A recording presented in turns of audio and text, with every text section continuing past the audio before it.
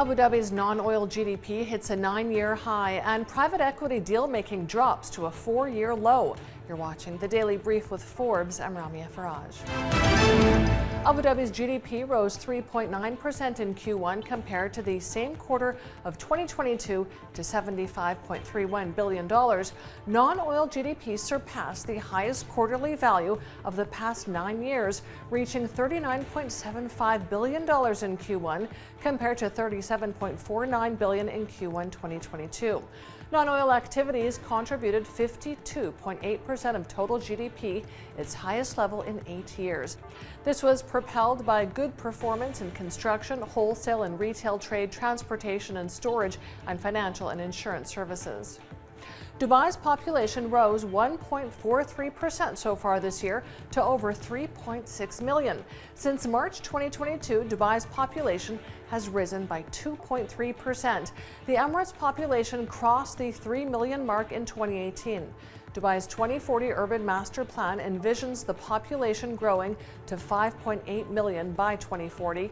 The plan seeks to raise population density and provide 80% of the population's daily needs within 20 minutes or less by walking or cycling.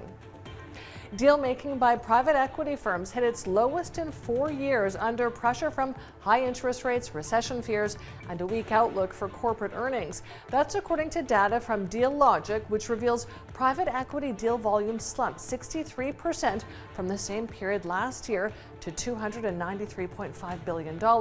Higher borrowing costs have led private equity to pursue fewer deals and avoid businesses with unpredictable cash flows. Hong Kong stocks ended with more losses today, extending last week's retreat. Traders kept a nervous eye on Russia after the aborted uprising against President Putin over the weekend. The Hang Seng lost 0.51%. The Shanghai Composite sank 1.48%, while the Shenzhen Composite on China's second exchange shed 1.81%. Meanwhile, the U.S. dollar rose to a 15-month high against the ruble today after the dramatic weekend events in Russia, which saw an aborted mutiny by heavily armed mercenaries. The dollar index also found some safe haven support on lingering worries that the protracted monetary tightening cycles from major central banks would further hurt the global economic outlook. Analysts say the armed uprising in Russia, despite being aborted, revealed the risks of Russian instability from within. Let's take a look now at today's Forbes Real-Time Billionaires ranking. It tracks the daily ups and downs of the world's wealthiest people. Our biggest winner today is LVMH's Bernard Arnault. He's up $1.5 billion with net wealth of $224.1 billion. Our second biggest winner today is Gautam Adani, up $1.1 billion with net wealth of $50.7 billion.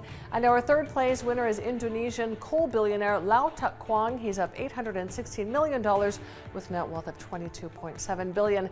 Check out our website and our social media for all of the latest Billionaires news. Maersk has ordered 6 mid-sized container vessels capable of running on green methanol from China's Yangzijiang Shipbuilding Group. The ships can carry 9,000 containers and run on dual fuel engines that can operate on both fuel oil and methanol. Maersk now has a total of 25 methanol-powered ships on order. The ship deliveries will begin in 2026 to replace existing vessels in Maersk's fleet. It says it's another step in the green transformation of its fleet and towards its target of becoming net zero by 2040.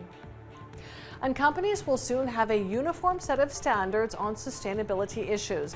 The body governing international accounting rules published today its first guidelines on reporting greenhouse gas emissions.